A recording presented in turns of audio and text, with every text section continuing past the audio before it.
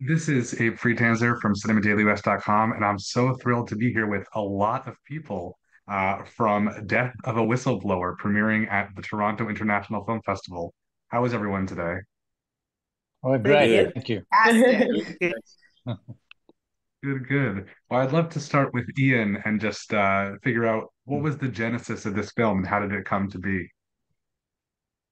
Well, I was actually about to tell Inez, who plays the role of Emma, a fact that she doesn't know about the character of Emma, that in fact, Emma was a character in a story we wrote in 1987. And she has been traveling with me for all that time. Since then, we did not make that film in 1987. But that girl has sort of been hanging around in the back of my mind. And she is the kernel of the story. And so she's actually been alive in my head for the last 40 years. And she plays a small role, but she's the kernel, as Inez says, of everything that happens from there. And she becomes I think Inez said something poetic like the kernel of the flower that bloomed or the tree that bloomed or whatever it was. It was great. I have no memory. And It how was much of a the pretty. story? Please, Inez, go ahead. No, Say that again. I just said that Emma is the kernel, the root of the tree of the story. The root of the tree. Okay. So, how much of Okay. the Well, she story is. is based on true events? Well, the story of Emma is based on someone I knew, uh, but that's a separate thing. And then a lot of the events of the film are based on true bits of history, true bits of the present in South Africa, and true bits of history that we put together in a fictional story. And I think it is very important for South Africans to keep on referencing back at their past and looking toward their future because we've had a very colorful past in many, many ways.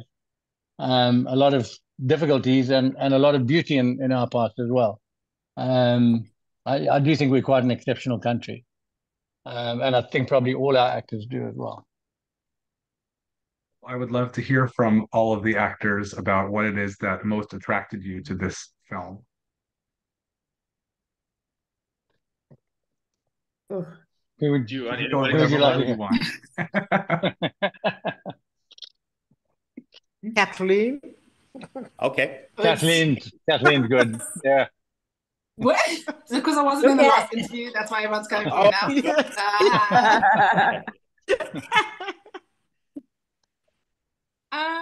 I think for me, what's attracted me to the film is, well, I've never really, I haven't had an opportunity to be in a film like this previously. So to be asked to be a part of it has just been quite a privilege for me. And I think, I guess, speaking from the perspective of the character of Asta, who I play, there is quite a lot of turmoil and action and chaos that happens in this film, and it's really great to see how, in the way that it's written, there are moments of breath, particularly with Asta, where Luyanda comes in and just needs like a place to just take a moment and gather herself and gather her thoughts before she goes back out there to try and save, South Africa from everything that's happening. And it was really just fun to be able to play that character, to offer that space. And yeah, I had a lot of fun doing that, I think. And when I read the script, that's kind of what initially attracted me to it. I think for myself, I played Major General Tuliyeza, who is a very strong-willed, corrupt woman. And for me, it was exciting because, like, in comparison to what Kathleen has said, I've lived that time. I know these times of having grown up in the 80s in South Africa and knowing what it was like, and the fear and the panic and the mistrust. You don't know who's, you know, who to trust and or what's going on. I wasn't that grown up. Hello, I'm not that old. But but I remember. I remember these and they're not just far-fetched stories, because every household right now can relate, and everyone will walk away and say, oh yeah, I had this story happen in Durban, KwaZulu Natal, or I had a story like this happen in rural Eastern Cape, for instance. So a lot of people, and not just in South Africa, a lot of people will relate to it, to the story, because of the segregation and the apartheid tactics and the things that were happening in various countries. But again, another thing for me that stood out is just the excitement of, we're really able to tell these stories now without fear of, oh, at the end of the day, we're like industrial theater, when I'm not industrial theater, protest theater, where you would perform on the street and it was a political message, but you're acting and you're checking out because you've got to run, so it's one of those things with minimal props, because everything was always very you were not allowed. So there's freedom in this one, where we're telling a story, and unfortunately and tragically these things happened, but again there's also freedom for us as actors to say, we're able to tell, we're able to be the voice of those voiceless, those who died, and their stories were never articulated, and we're able to now step in as actors and be able to convey their story. I think a lot of the reason I wanted to be a part of it, and that drew me to Death of a Whistleblower, was a lot of what Stanley was saying. When I read the script the first time, I knew this is the kind of thing I want to do. It's definitely being a voice for the voiceless, and being able to do it in an artistic way, because as an artist, I believe we do have to reflect the times, but also this is such a learning curve for all of us, because I think a lot of the history that we discovered on death was stuff we didn't even know about. I mean, we learn a lot of our history through the work that we get to do, and death was really helped in kind of uncovering stuff that we knew nothing about. I spoke to my sister about Dr. Death once, and she says, it's so crazy that name sounds so familiar. She's 10 years older than me. And I was like, hold on, this person actually did exist, or exists. And so it was really to know that these things did happen, and we get to talk about it freely, without fear, like how they lived, in those times. I appreciate that I get to be a part of it, and it's liberating. It's liberating to be able to tell our own stories without fear. If I could, I just want to say that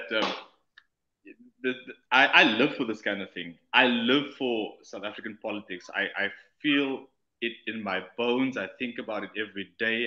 I don't, if you think Malisi, I don't know, but this is what I think about. I think we're a great nation, and I think that we have so much potential, but yet we are in this quagmire. It's as if we still have yet to arrive. We're still arriving, and all of us, every single one of us, the good people out there who are paying their bills and paying the taxes and doing what we're supposed to do. We're the ones waiting. When are we arriving? We've gone through so much turmoil and difficulties. And Ian called it a colorful past. It was a heck of a thing to go through. When are we arriving? So I couldn't wait to be in this film and look at. It's almost as if I knew a guy like Ian would make a film like this, because this is it takes a true South African to kind of want to make something like this, something original, something that South Africans are pining for, and I think that the greater world should see.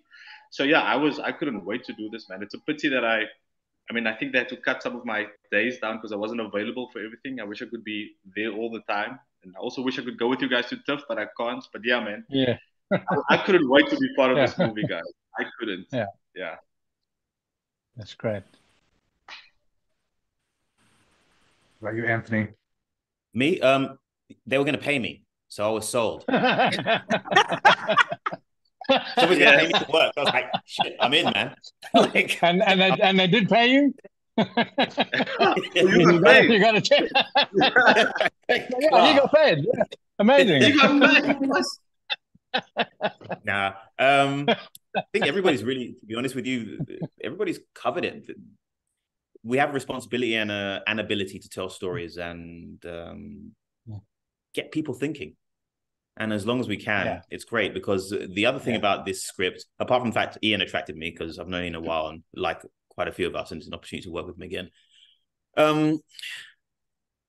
Nothing that we can achieve in life is ever going to be easy without a little bit of bravery and sacrifice.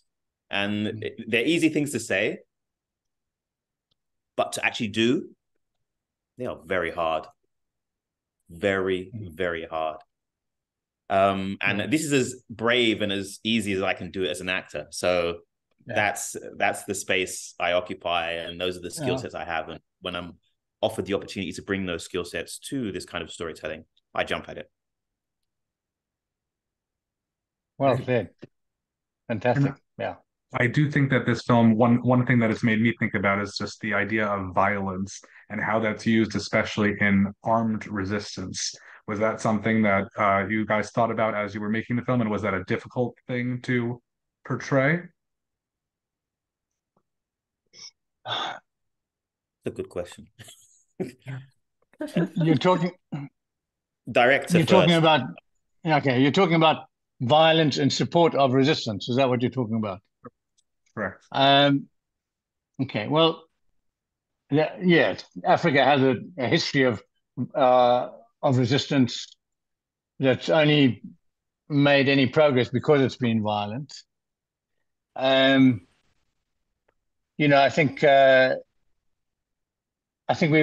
we all hope for a non-violent world, but so far there hasn't been much opportunity to establish that. And I think one of the things that prevents us from establishing that is the amount of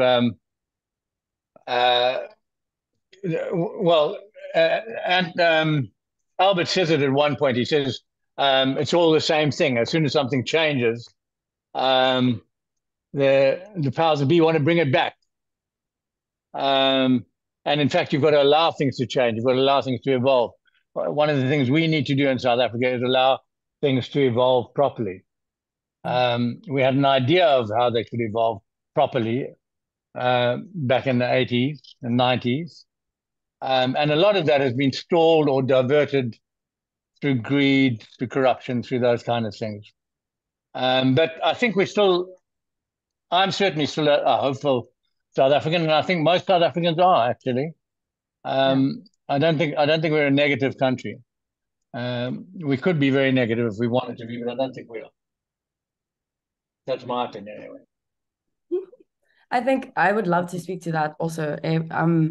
My character, she comes from a time of, free love, and she moves through the world with peace and love and wanting to create this beautiful environment around her. And she still gets tangled up in the violence of everything around her. She tries to remove herself from that kind of thing, and she still finds herself in the middle of it.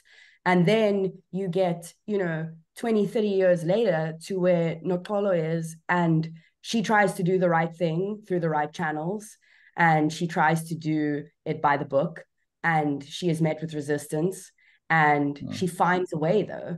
And I think it's not necessarily just about the violence that they are both met with or confronted with or forced to take part in, but that at the end of it, it's doing the right thing, and they find a way to do that. Yeah. I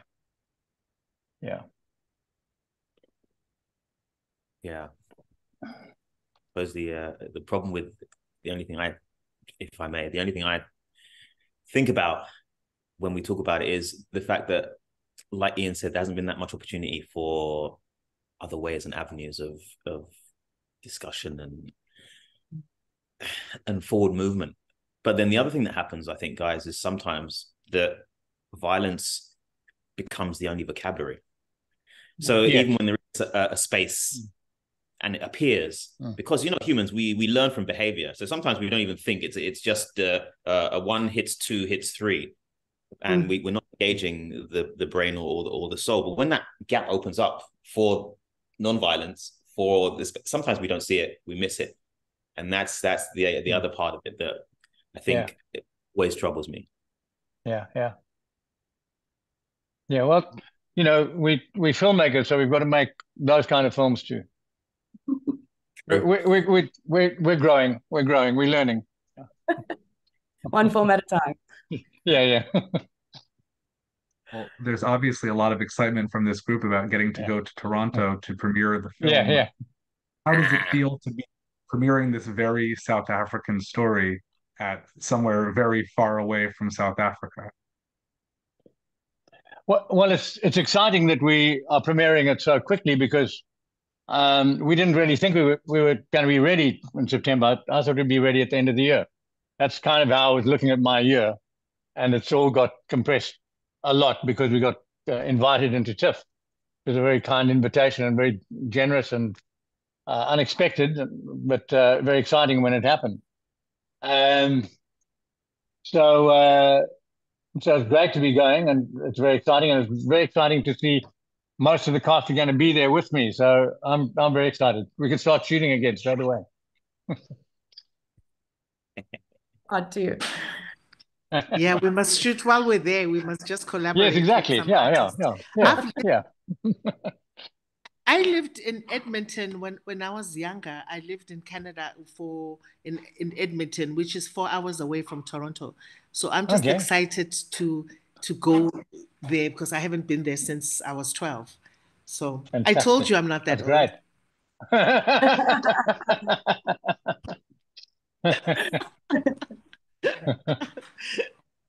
Do you think there's anything else that viewers should know about this film before going into it, other than the fact that it's an important and worthwhile South African story? It's a very entertaining. Yeah, thank you very much. I was going to say important and worthwhile is fine, but it's also entertaining. It's actually great. It's funny. It's it's even funny. That's weirdly enough, and I love it. I love the actors, and I love the whole thing. I'm prejudiced. I'm the director. It's all right. We're with you. Yeah. Okay. Good. Okay. I'm gonna walk into Toronto. It was a steaming pilot.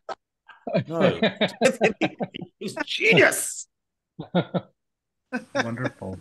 Well, I hope that everybody will enjoy Death of a Whistleblower, in addition to appreciating it in the centerpiece section at the Toronto International Film Festival. For more great conversations like this, you can subscribe to the Cinema Daily US channel on YouTube. And I wish everyone great success with this film. Thank you so much for speaking with me today. Thank you. Thank you, Abe.